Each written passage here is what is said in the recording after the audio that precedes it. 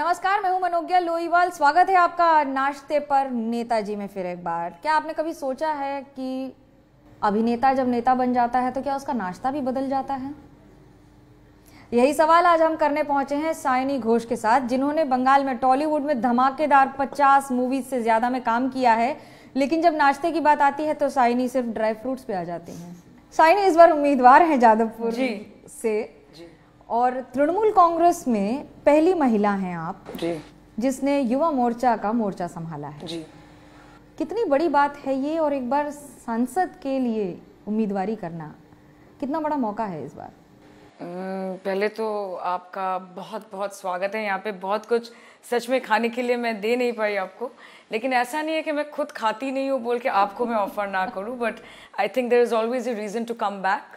सो next time आपका आना फिर से बनता है। बहुत उम्मीद जुड़ी हुई है इसके साथ। जो असेंबली कॉन्स्टिट्यूंसी है, जैसा आपने बोला कि युवा मोर्चा में संभाल रही हूँ महिला होके।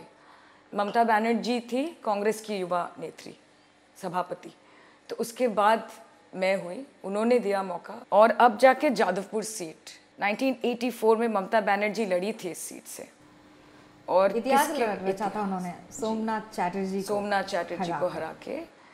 जायंट किलर बोला गया था उनको। तो देखिए, मुझे लगता है जादवपुर किसी को बना सकता है, किसी को बिगाड़ सकता है। मेरी आशा है कि Jadavpur is going to bring the best out of me in the coming days. विधानसभा में बुद्धू बाबू भट्टाचार्य वहां से रहे हैं विधायक के तौर पर, मुख्यमंत्री रहे कई वर्षों तक, लेकिन सांसद इस बार मिमी चक्रवर्ती थी। तो क्या हम ये कहें कि उनके इस्तीफे की वजह से आपको लाया गया है, कि या उनका इस्तीफा ही करवा कर आपको लाया गया है? ये तो आरोप मत लगाइए। किसी का हक मार के हक छीनना ये मेरे नेचर में नहीं है। और मिमी इज़ माई कोलीग। मिमी बहुत ही पॉपुलर एक्ट्रेस है यहाँ की, और उन्होंने रिज़ाइन किया खुद से। मुझे नहीं लगता किसी दबाव में आके उन्होंने किया। She has been very honest about it. मुझे ये समझना है कि सीए का नोटिफिकेशन आ गया केंद्र सरकार की ओर से, और तृणमूल कांग्रेस उसका वेहमेंट अपोजिशन कर रहे हैं एक बार फिर से। क्या कारण है उसके लिए? देखिए, एक तो बात ये है कि ये चुनावी हरकत लगती है हमें बीजेपी की, तो एक सिचुएशन ऑफ अनरेस्ट होता है।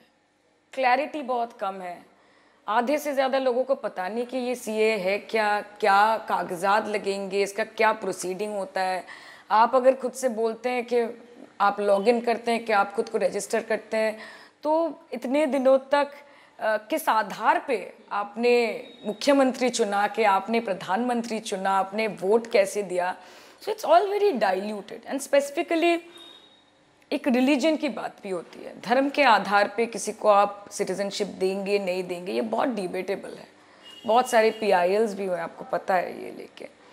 तो एट दिस पॉइंट, और I don't think that it's very fair. तो मैं ये समझना चाहती हूँ कि केंद्र सरकार ने सीए का नोटिफिकेशन जारी किया, तृणमूल कांग्रेस सिर्फ इसलिए विरोध कर रही है क्योंकि उन्होंने विरोध करना है, या आपके पास कारण हैं, कागज नहीं दिखाएंगे?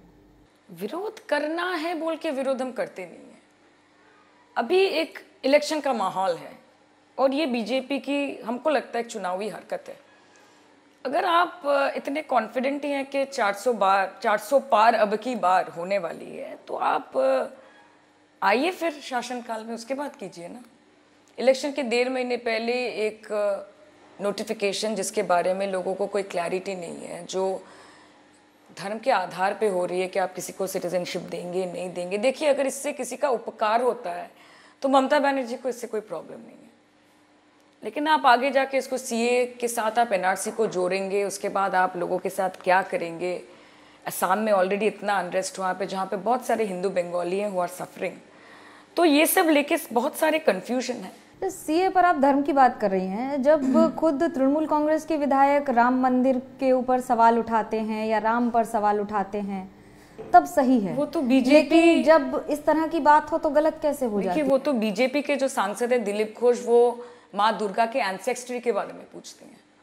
वो माँ शारदा जो हमारे लिए बहुत बड़ी हैं, गुरु माँ हैं, उनको लेके मीम बनाती है ममता बनर्जी का कैरिकेचर डाल के।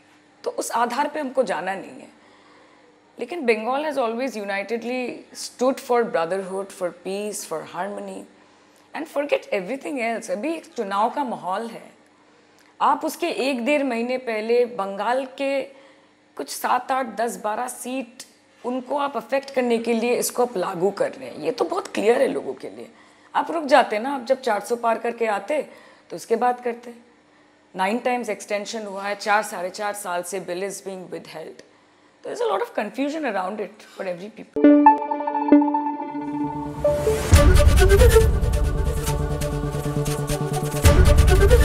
एबीपी न्यूज आपको रखे आगे।